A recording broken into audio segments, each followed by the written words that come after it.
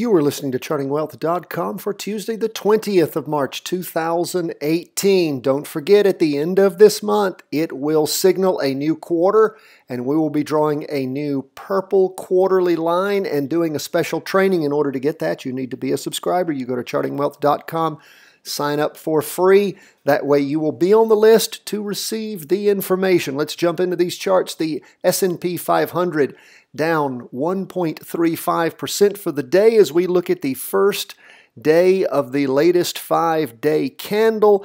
We, of course, see a red down candle. It's pushed through the 2-day trend line and is, of course, below the weekly trend line where it is supposed to be because we have a down weekly trend line. Remember, S&P 500 crossed over going down back on the 9th after that big, huge down week, the 9th of February, sort of tracked up for the last 5 weeks and now starting off considerably weak. And again, the recovery has never been above where the candle originally started moving down and has always been negative on our primary indicator, which is the price percent oscillator. Derivative oscillator is still negative. Price percent oscillator is kicked over, going down strongly. Let's see what's going on the 2-day chart.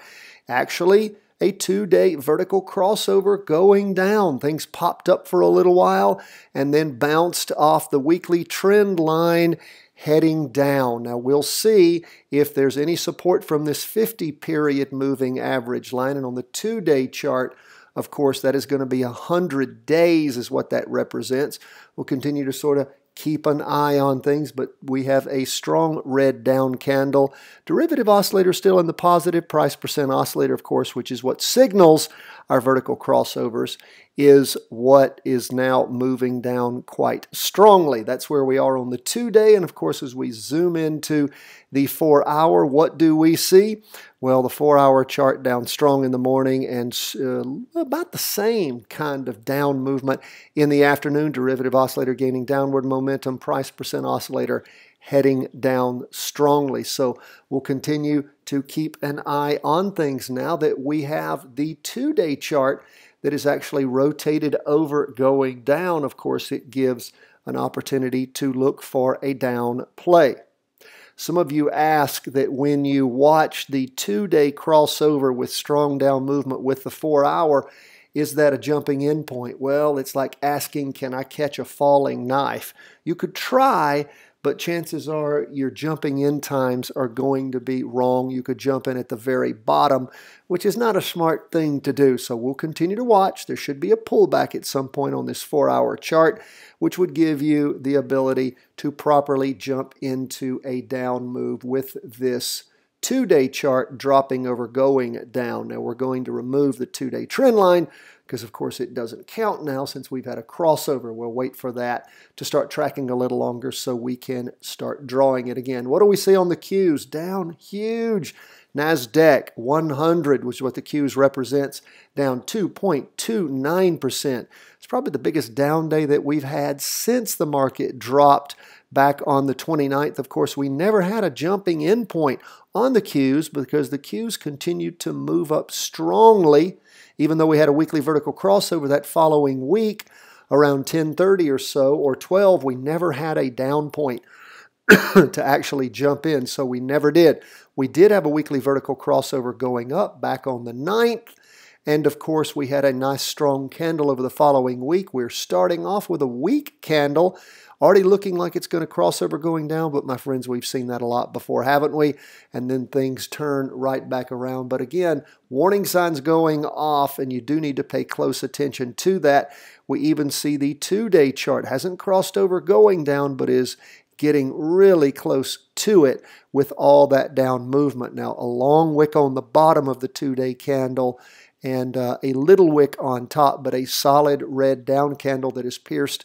Of course, the 2-day trend line, which is a nice trend line we had before, hasn't pierced the weekly trend line yet, but we're continuing to watch that very closely. What do you see on the 4-hour chart? Dropping off, my friends, really hammering down. In fact, we see the bottom candle, the bottom wick on the morning candle and the afternoon candle going right down toward that Bollinger Band, and we see the price percent oscillator just hockey stick dropping over, and the derivative oscillator also gaining lots of downward momentum. And in fact, the 4-hour chart did close below on our Heikin Ashi candlesticks, the weekly trend line. Not a good sign. So we'll continue to monitor this and just see what happens on that 4-hour chart and on the rest of the charts and what we actually see happening with our cues. Now again, remember, we still have a crossover going up on the weekly because it's just the first day of the latest weekly candle, and again, that's a 5-day candle, and the 2-day has not crossed over going down yet. So we'll see if things recover on the cues tomorrow. May or may not. May be a long-term down move. We'll watch. What do you see going on TLT? Well, TLT, again, appears to have bottomed out. We have a green up candle. And remember, Heikin Ashi candlesticks, even though the TLT, the 20-year bonds, was down for the day, the Heikin Ashi follows the average pace of price movement. It is a green open box candle. So it's showing the average price movement is still up. Again, giving us some idea that perhaps bonds have bottomed. Of course, that means that you would consequently expect the converse of bonds to go down if bonds are going up. What is that? Stocks typically. Bonds are a safe haven. If stocks aren't doing well, bonds do appear to have been bottoming. So we'll continue to watch and see. Derivative oscillator heading up. It's still negative. We don't have a crossover yet. Derivative oscillator losing downward momentum. As we look at the 2-day chart, what do we see? We, of course, had a 2-day vertical crossover back on the 5th. We saw things sliding along sideways, as they've done for many days. And then, of course, starting to really move up on the 2-day candle ending on the 15th. That was last Thursday. And, of course, the latest candle is a red open box. Again, not showing strong down movement, but showing somewhat of a pullback. Price movement still above the 2-day trend line. But don't forget, the weekly trend line is still down, hasn't crossed over. So we'll just continue to keep an eye on bonds and see how that shakes out. It's just the first day of the week, right, my friends? So we'll just continue to watch. Oh, and let's look at the 4-hour chart. We do see where things popped up and really sort of leveled out back on the 15th in the morning. And then things, that's the 15th of March, have started rolling down since then. Might be getting close to a crossover going down on that 4-hour chart, but price movement, again, is still above that 2-day up moving trend line. So we'll keep an eye on things, and we will keep you posted. We don't have a trade in that because the 2-day's up, the weekly's down, so we'll continue to watch. Remember, our rules are have to have both of our medium, that's the 2-day, and the longer, that is the weekly trend line, going in the same direction. What do we see on gold? Well, of course, we had a weekly vertical crossover on gold. You could have called it the week before on the 9th, but it was so weak we did not do it. What we did see happen, though, there was a weekly vertical crossover on gold this last Friday. And, of course, that is going down. We so far have a down candle.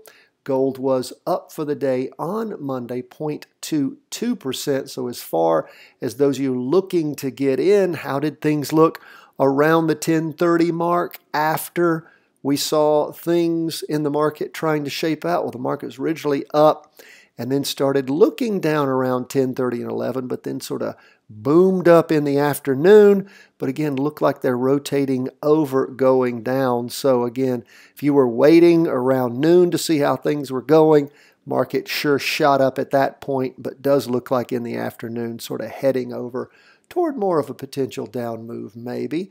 Let's look at that 2-day chart, and again, just make sure we know what it's doing. Of course, gold is still moving down. Price movement is below the weekly trend line. Again, below the weekly, the 2-day trend line. Haven't drawn the weekly yet. We have had that weekly vertical crossover.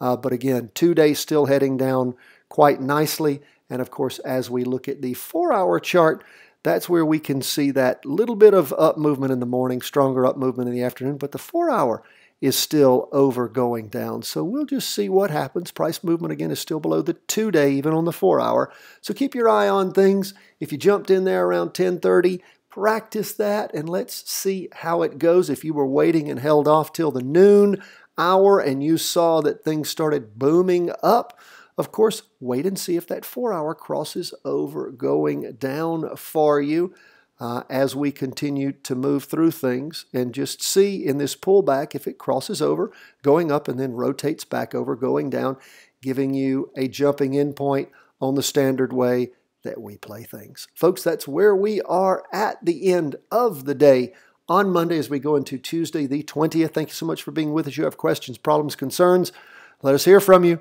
God bless, my friends. All the best from the whole team here at Charting Wealth World Headquarters.